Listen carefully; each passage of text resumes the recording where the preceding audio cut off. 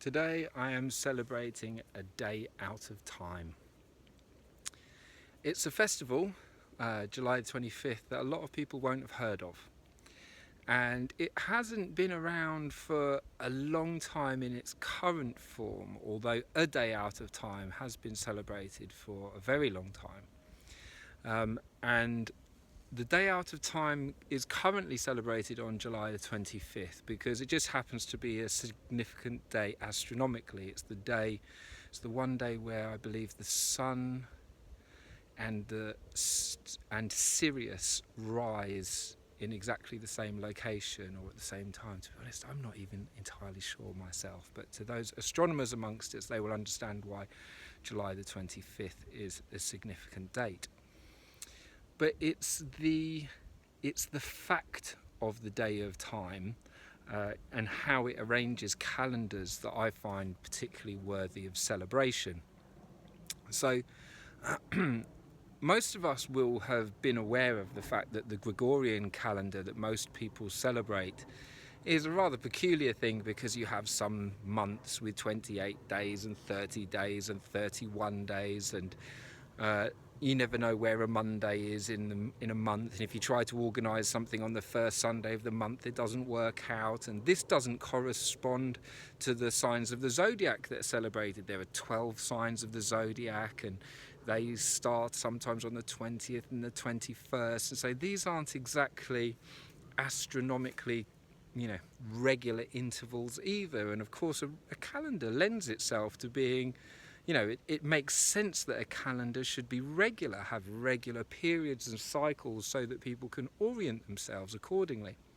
So for a very, very long time, our civilizations were arranged according to particular astronomical events. Long before we had telecommunications, people would agree to meet at particular times of the year. On the solstice, the longest day of the year or the shortest day of the year, I will meet you at that particular temple or burial site or particular location. People could measure from a very long time ago what was the longest and the shortest day of the year. They could then agree to meet on the midpoints, the equinoxes. People could also agree to meet at full moon or at new moon, or when a planet was in a particular sign, or when Venus had begun to rise or had begun to set. There were certain astronomical events that we could arrange ourselves, and astronomical events have these very clear periods, these very clear cycles of a fixed number of days.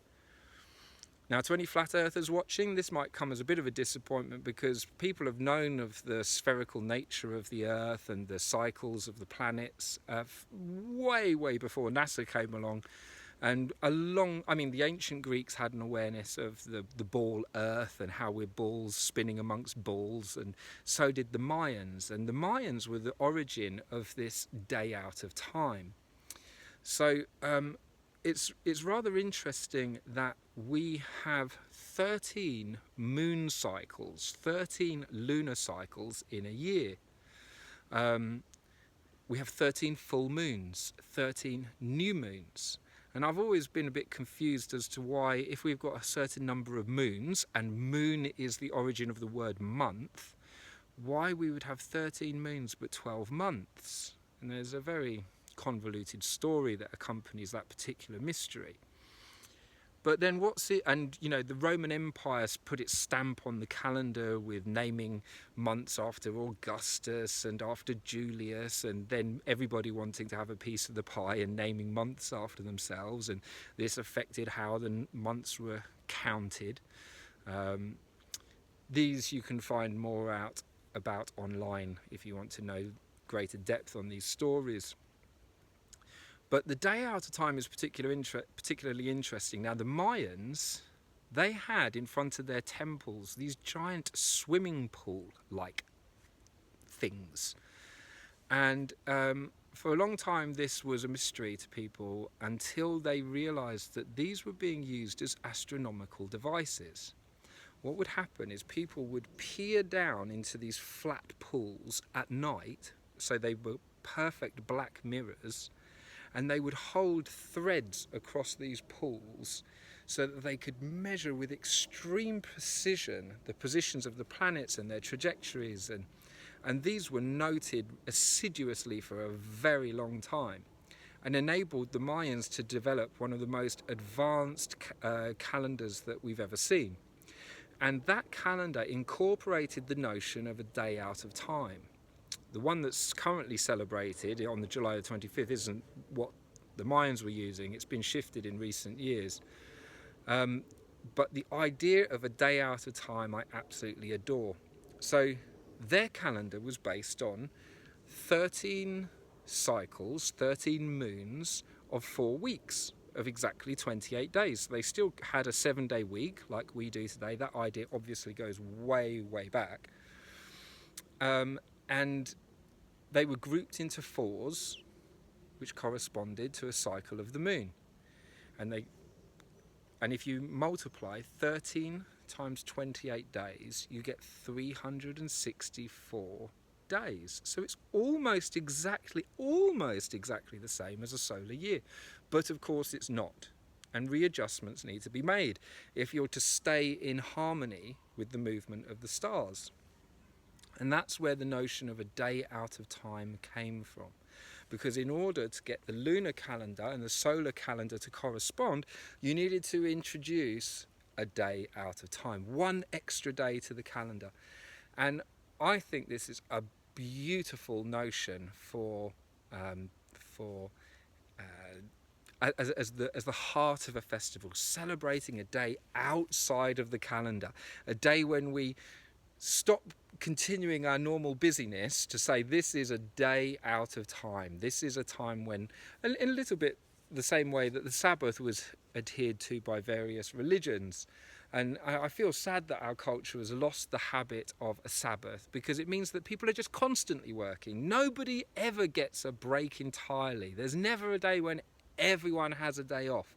And this creates a lot of disconnection in our culture. And similarly, if we don't on an annual basis have a day where nobody works, then it's difficult for us to achieve any meaningful social cohesion as a society or as a civilization.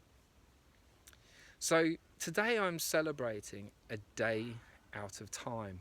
Now, one of the reasons I particularly love this festival is I've spent many years trying to organise events, and there's a man called Rudolf Steiner who made some very strong assertions about the natural rhythms of nature.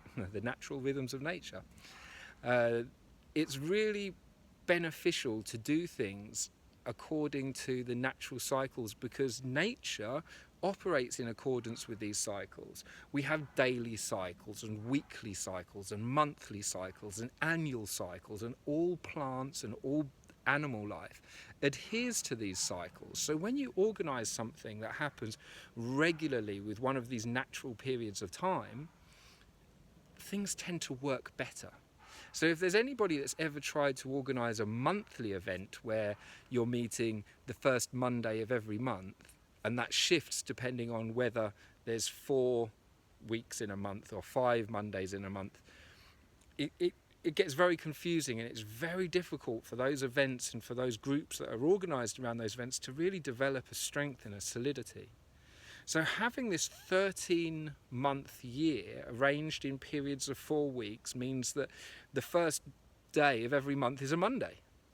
And that then leads to this beautiful pattern, this very symmetrical, very consistent pattern that runs throughout the year until today, July 25th, the day out of time. It makes, to me, a lot more sense.